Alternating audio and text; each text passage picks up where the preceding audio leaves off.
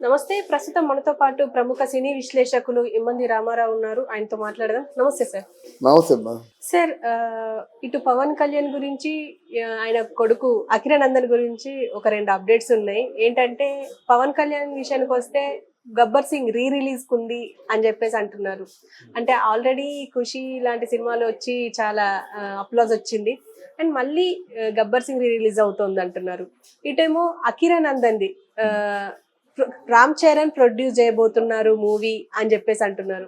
ఎలా ఉంటుంది sir Akiranandan movie ఎలా ఉండబోతుంది అంటారు? ఇప్పుడు పవన్ కళ్యాణ్ రాజకీయాల్లోకి రాకముందు పవన్ కళ్యాణ్ రాజకీయంలో విజయం సాధించిన తర్వాత అని 2 విషయాలు ఆలోచించుకోవాలి.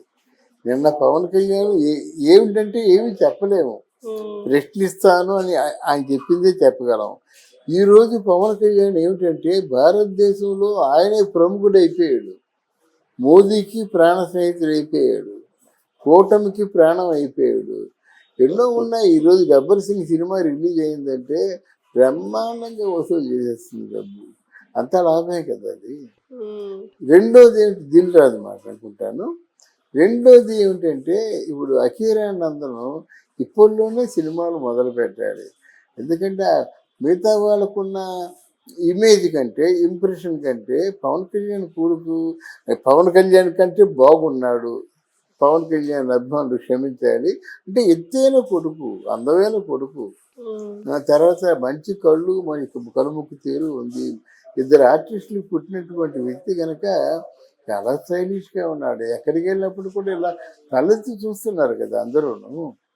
అందువల్ల అట్లాంటి వ్యక్తిని రామ్ చరణ్ ముందు ఇనిషియేషన్ తీసుకొని సినిమా స్టార్ట్ చేయబోతున్నాడు. అందుకు తగ్గ కార్యాచరణ కూడా మొదలు పెట్టేశాడు. అంటే వాళ్ళ నాన్న ఎక్కడ ఆయన ట్రైనింగ్ అయ్యాడు, ఎల్ సత్యానంద్ అని విశాఖపట్నంలో ఉన్నాడు, ఆయన దగ్గరే ట్రైనింగ్ ఇప్పిస్తున్నాడు అన్నమాట. ఇక్కడ ఏంటంటే జాక్పాట్ కొట్టినట్టేనమ్మా. ఈ 5 సంవత్సరాల్లో ఎవరేం చేసినప్పుడు కూడా జాక్పాట్ కొట్టినట్టే. ఇప్పుడు పవన్ కళ్యాణ్ కొడుకు మొదటి సినిమాకే 10 కోట్లు తీసుకుంటాడు. మొదటి సినిమాకే 10 కోట్లు తీసుకుంటారు. సినిమాలు తీసేవాళ్ళు వరుసలో లైన్లు ఉంటారు. 100 కోట్లు 200 కోట్లు పెట్టి పవన్ కళ్యాణ్ కొడుకుతో సినిమా తీస్తే పవన్ కళ్యాణ్ దృష్టిలో వాళ్ళు ఎలా ఉంటారు? వాడు నా కొడుకుని ఇంత ఆదరిస్తుంటారు అనుకుంటారు. అది మిగతా ఉంటాయి రాజకీయాల్లో, అవన్నీ సర్దుబాటు చేసుకుంటారు అన్నమాట. అంటే ఎవరైనా ముందుకు వస్తారు. అఖిరానందంతో సినిమాలు తీయడానికి ఆయన ఓపిక, కానీ ఎన్ని సినిమాలు తీయాలంటే అన్ని సినిమాలు ఈ 5 సంవత్సరాల కాలంలో చేయడానికి ముందుకు వస్తారన్నమాట. అందుకు రామ్ చరణ్ కూడా చాలా మంచి ప్లాన్ వేశాడు. వరుసగా రామ్ చరణ్ సినిమాలు తీసే అవకాశం ఉంది, ఎందుకంటే అంతగా లాభాలు కూడా వస్తాయి. వరుసగా రామ్ చరణే ఈయన హీరోగా రెమ్యునరేషన్ ఇవ్వాల్సి వస్తుంది, ఎందుకంటే ఇస్తాడు, ఎందుకంటే కొడుకే కదా, బయట వాళ్ళకి ఇచ్చేది లేదు కదా.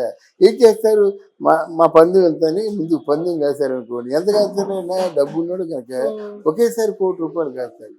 డబ్బు లేనివాడు కష్టం కదా. 30 లక్షలు పెట్టి సినిమా తీసేవాడు మరి నా అఖిరానందన్కి ఏమైనా డబ్బులు ఇవ్వగలడా? 5,000, 10,000, 25,000 ఇస్తాడు, ఏదో ఇస్తాడు, అంతే కదా. అలా కాకుండా ఈ సినిమాలన్నీ 100 కోట్లు కదా, అందులో 10 కోట్లు ఇస్తాడనమాట.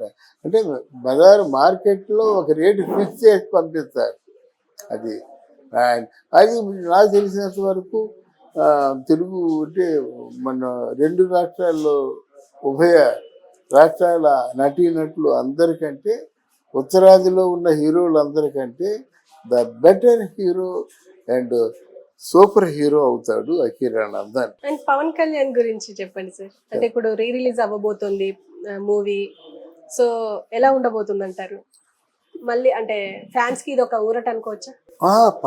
ఫ్యాన్స్ ఊరట కాదు ఇక్కడ, అదే రాజకీయాలు మీరు అర్థం చేసుకోవాలి. ఎలాగంటే ఇంతవరకు ఫ్యాన్స్ జై పవన్ జై పవన్ అన్నారు, తర్వాత నెల అయిపోయిన తర్వాత ఏమంటారు, పవన్ గారు నన్ను పిలిచి ఏదైనా బాధ్యత అప్పచెప్తే బాగున్నాను, కన్సాలిడేటెడ్గా నెలకి ఇంత అమౌంట్ వస్తే బాగున్నాను, నన్ను నామినేటెడ్ పోస్ట్ ఏమి ఇస్తే బాగున్నాను, కనీసం గ్రామాల్లోనే ఇన్ఛార్జ్ పోస్ట్ ఇస్తే బాగున్నాను.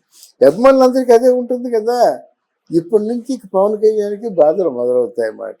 ఎందుకు, వాళ్ళ అన్నయ్యని తిరుమల తిరుపతి దేవస్థానానికి చైర్మన్గా వేయించుకోలేకపోయాడు. ఇది మనం గమనించాలి.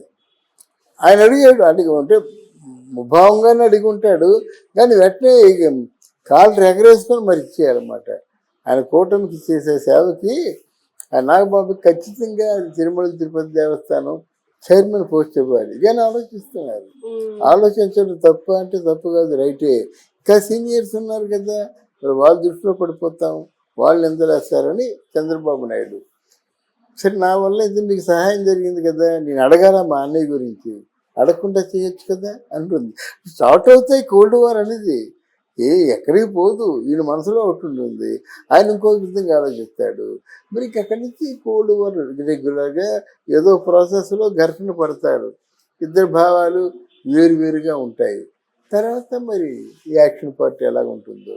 అయితే ఏది ఏమైనప్పటికీ కూడా 2 సంవత్సరాలు దాటిన తర్వాత మాత్రం మరి ప్రతిపక్ష పార్టీగా జనసేన ఉంటుందని నా వ్యక్తిగతమైన అభిప్రాయం. అండ్ అఖిల విషయానికి వస్తే మళ్ళీ అంటే అఖిలానందన్కి ఇప్పుడు ఒకవేళ రామ్ చరణ్ తీసే మూవీ హిట్ అయ్యే అవకాశం ఉందంటారా? పోటీ కాదు కానీ అఖిలానందన్ సూపర్ హీరో అమ్మా. ఇప్పుడు అంటే మీరు ఎలా చెప్తున్నారు, ఆయన చెప్తా ఇంతవరకు యాక్ట్ చేయలేదు కదా? ఎలా చెప్తున్నానంటే, ఇప్పుడు చిరంజీవి మెగా హీరో, మరి చిరంజీవి కంటే మంచి పేరు పవన్ కళ్యాణ్ ఎలా తెచ్చుకున్నాడు? మెగా హీరో కదా, సుప్రీం హీరో మెగా హీరో. అలాగే తొలి ప్రేమ హిట్, దాని తర్వాత ఇంకేదో తమ్ముడు, బద్రి, ఇవన్నీ ఉన్నాయి కదా, ఖుషి, అత్తారింటి దారిది, ఎన్ని సినిమాలు ఉన్నాయి కదా, గబ్బర్ సింగ్. ఎక్కడ కంపేరబుల్ కదా. అంటే పవన్ కళ్యాణ్తో చిరంజీవిని కంపేర్ చేస్తా అంటే చిరంజీవి మార్కెట్ చిరంజీవి, వీళ్ళందరికంటే సూపర్ మార్కెట్ 80 కోట్లు సంపాదిస్తున్నాడు పవన్ కళ్యాణ్. అంటే కరెక్ట్గా మిగతా వాళ్ళు అంటారు, చెప్తారనుకోండి, అంత అన్ని కోట్లు ఇవ్వలేరు, కానీ పవన్ కళ్యాణ్ చిరంజీవి గారి కంటే హైయెస్ట్ రెమ్యూనరేషన్ తీసుకుంటారని ఎవరైనా ఎక్స్పెక్ట్ చేశారా? పవన్ కళ్యాణ్ చిరంజీవి కంటే మంచి roaring response from the public వస్తారని ఎవరైనా ఎక్స్పెక్ట్ చేశారా? అలాగే ఈ తండ్రిని మించిన కొడుకు ఎందుకు కాకూడదు అఖిలానందన్? ఎందుకంటే జెనెటిక్స్ కదా.